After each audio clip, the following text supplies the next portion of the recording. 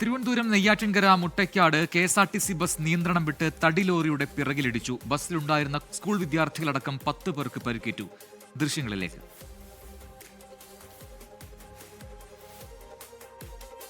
KSRTC ബസ്സിൽ break ഇല്ലാതെ ലോറിയുടെ പുറകിൽ പോയിട്ട് ഇടിച്ചിട്ടാണ് അപ്പോൾ ഏകദേശം 10ഓളം പേർക്കാണ് പരിക്ക് പറ്റിയത്. എല്ലാവർക്കും തലയ്ക്ക് പരിക്കുണ്ടായി. ഒരു വലിയൊരു അപകടത്തിന് രക്ഷപ്പെട്ടെന്നേ പറയാൻ പറ്റുള്ളൂ. കാര്യം ബസ് മറിയുകയോ എന്തെങ്കിലും വലിയൊരു അപകടം പറ്റി ഇങ്ങനെയൊന്നും നിൽക്കില്ല. റോഡ് എത്രയോ മാസക്കാലം മന്ത്രി ഉൾപ്പെടെയുള്ളവരൊന്നും ഉദ്ഘാടനം ചെയ്തിട്ട് പോയ റോഡാണ് ഈ റോഡ്. എന്നിട്ട് ആ റോഡ് പോലും നേരെ ടാർ ചെയ്യാൻ പറ്റും. ഇതിനു മുമ്പ് ഒരു അപകടത്തിൽ ഒരു ചേച്ചി മരിച്ചിട്ടുണ്ട്.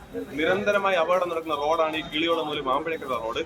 എങ്ങനെയോ തലനാരിക്ക് രക്ഷപ്പെടുന്ന 10ഓളം പേർക്കും പരിക്ക് പറ്റി. പെട്ടെന്ന് അവർ ആശുപത്രിയിൽ എത്തിക്കൊണ്ട് വേറെ പ്രശ്നങ്ങളില്ലാതെ പോയി. എന്നാൽ ബസ്സിന് രാവിലെയും ബ്രേക്ക് ഇല്ലായിരുന്നു എന്നാണ് അതിൽ നിന്ന് ആൾക്കാർ പറയുന്നത്.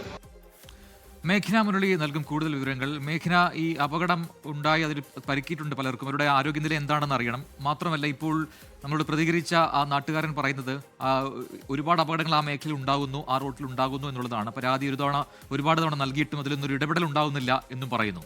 എന്താണ് വിവരങ്ങൾ?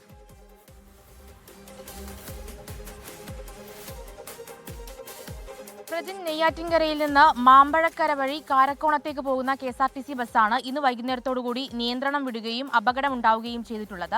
ആ സമയത്ത് ഈ ബസ്സിൽ നിരവധി സ്കൂൾ വിദ്യാർത്ഥികൾ ഉണ്ടായിരുന്നു. അതുപോലെ തന്നെ ഈ ഓഫീസിൽ നിന്നും മറ്റും അടങ്ങുന്ന തരത്തിലുള്ള ആൾക്കാരും, അങ്ങനെ ബസ്സിൽ നിറയെ ആൾക്കാരുണ്ടായിരുന്നു. അങ്ങനെ നിയന്ത്രണം വിട്ട് ഈ തടി ലോറിയുടെ പുറകിലിടിച്ചായിരുന്നു അപകടമുണ്ടായത്. ഈ തടി ലോറിയുടെ പുറകിലിടിച്ചാണ് ഈ KSRTC ബസ് നിന്നത് എന്നുള്ളതാണ്. അതിൽ ഈ ബസ്സിന്റെ മുൻവശം പൂർണ്ണമായും, അതുപോലെ തന്നെ ഈ ബസ്സിന്റെ മുൻവശത്തെ ഗ്ലാസുകളടക്കം തകർന്ന ഒരു സാഹചര്യം കൂടി ഉണ്ടായിട്ടുണ്ട്. അതിലിപ്പോൾ പരിക്കേറ്റ എല്ലാവരെയും 10ഓളം പേർക്കാണ് ഇപ്പോൾ പരിക്കേറ്റിട്ടുള്ളത്. അവരെ നെയ്യാറ്റിൻകര ജനറൽ ആശുപത്രിയിൽ പ്രവേശിപ്പിച്ചിരിക്കുകയാണ്.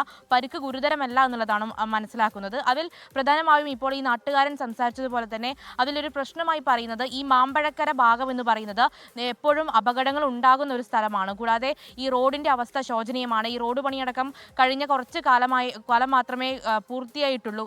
കാലത്തിന് മുന്നേ പൂർത്തിയായതാണ്.